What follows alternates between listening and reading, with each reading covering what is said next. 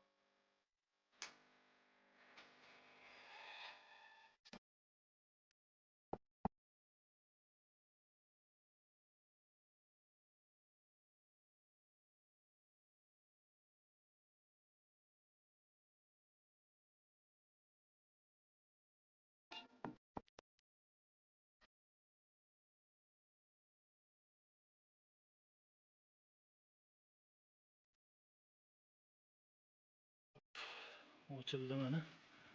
Kalt ichida qolib ketgan. Hamton quflab ketganda, oyna ochiq bo'lgan, shartta quflab ketgan, oynalarni ko'tarib olgan o'zi. Mana tak salgina sarapina bo'lgan, tak sal polirovka qilsa ketsa kerak menimcha, unaqa strashniy bo'lmadi. Xullas,